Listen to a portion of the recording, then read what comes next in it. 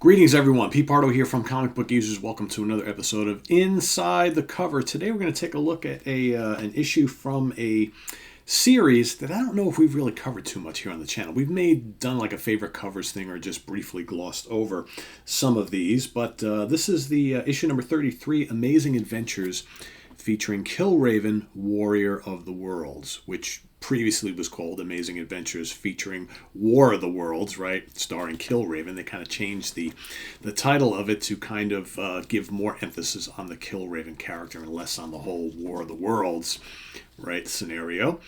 And this is called the Siren Song of Death. There you see Killraven battling these, what looks like a tentacled kraken sort of creature. They offered me up as a sacrifice to an insane Martian, but this meal will be his last. That's what he says, right? So, of course, issue number 33, this was published in 1975.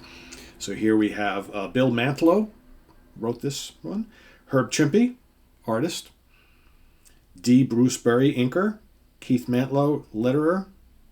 Jay Cohen, colorist. And Marv Wolfman was the editor-in-chief at the time. So, Killraven-Warrior of Words. There you see the great artwork from Herb Trimpe. Of course, Herb made a name for himself doing the Incredible Hulk for many, many years, right? So this artwork should look very, very familiar to you. Also, he worked quite a bit on the Godzilla comic that Marvel released in the 70s as well. So here we've got, I'll read you some of the dialogue. Spring, it is coming in. Early this season will go around catching everything with its guard down, leaving tracks in melting snow, a telltale trail in mud. And trails are something that Killraven and his wandering band of freemen cannot afford to leave ever. We got troubles, Killraven. We're leaving marks behind us all across the countryside. Killraven says, and it's from Mud Brother. He goes, I know, Mud Brother, but our hope lies in the weather. If the snow keeps falling, the tracks will be gone by dusk. Tactics again, Killraven. Still, you seem to have led us to shelter at least.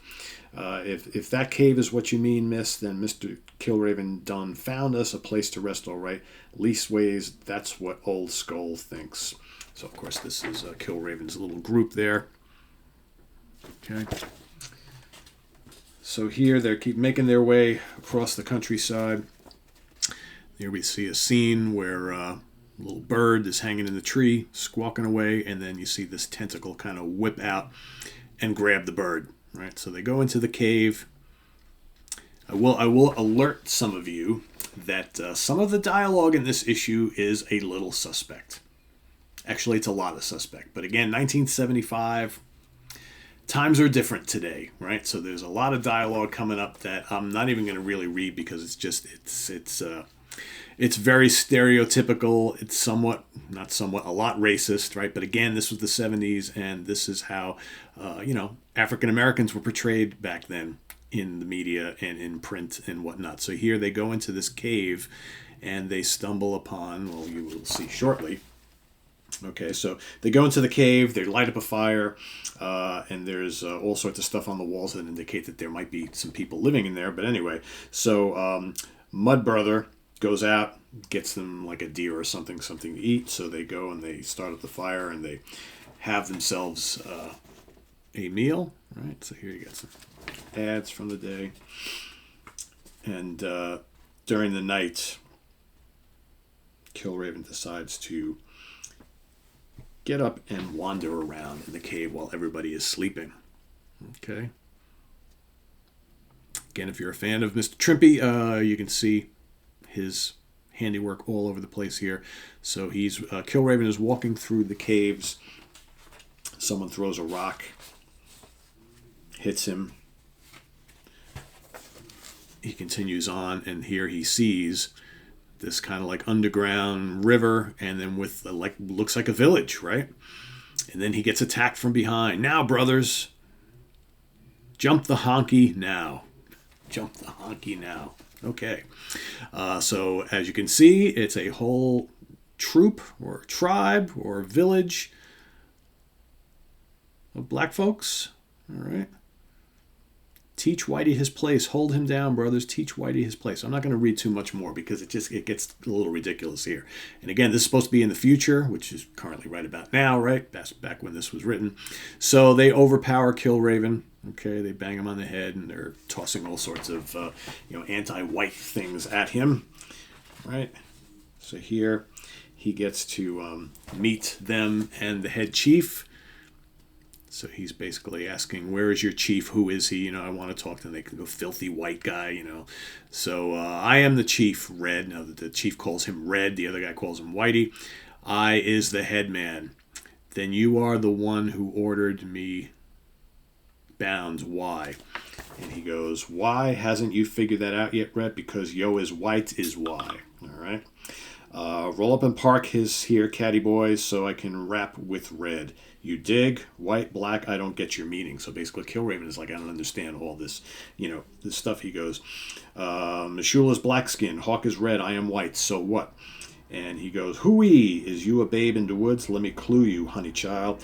This here cave is what's all left. A bunch of folks that used to have to ride in the back buses using separate restrooms. So basically, the chief here is going back to times where it was really bad here. Obviously, probably in the States, right, when you had all the race wars and everything like that in the 50s and 60s. So basically, they went underground and just started up, don't want to deal with any white people, and we have very good memories. And so Killraven is basically like, I don't really get it. I don't know what you're talking about. Why are you all hung up on this? So here goes a little great splash page here where they go through a whole history of things that happened over the years that affected the racial tensions between, white people and black people, right? Here you see the KKK, you see the Martians landing, right? All sorts of stuff, riots. So he's giving Killraven a little bit of a history lesson, all right? So he basically says to Killraven, so we aim to stay down here, right? So this is where we'd rather be. And Killraven says, but you are not alone, are you? The mind vision had back in the cave before the fire. It was you I saw. You and all these you call the people, and we were sacrificing an infant upon an altar. To what? To yourselves?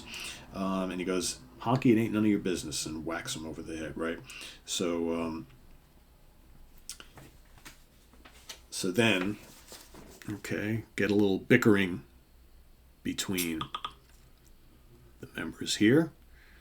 And Killraven can't understand what he's saying. There's your Quicksilver value stamp. A little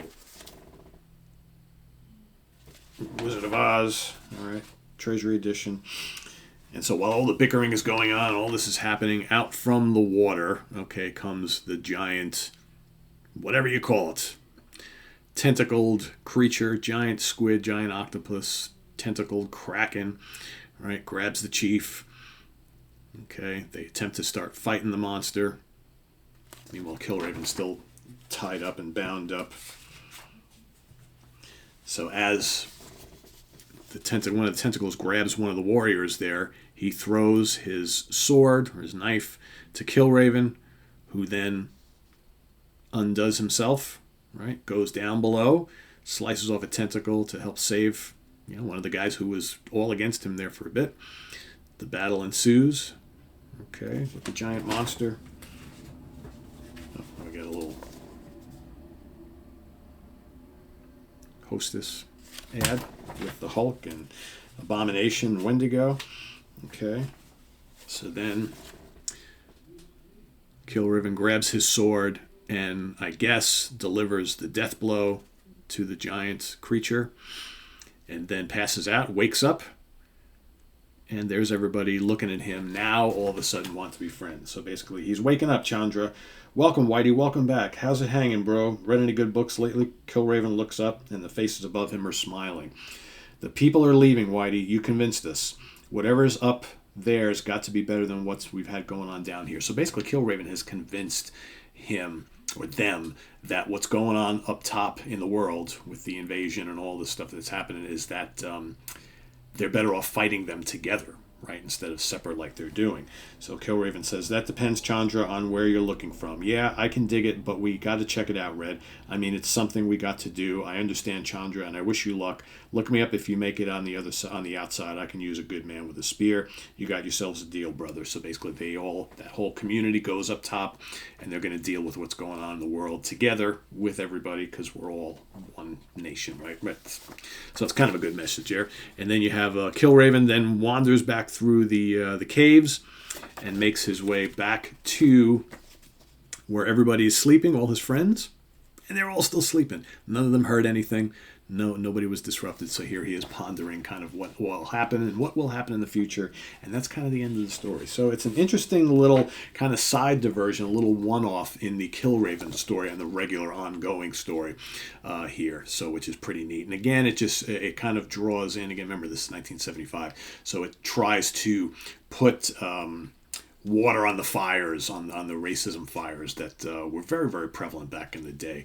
And, kind of jarring to read today in 2023, but still, as a kid growing up in the 70s, I mean, this was very, very, very normal for a lot of the comics, right?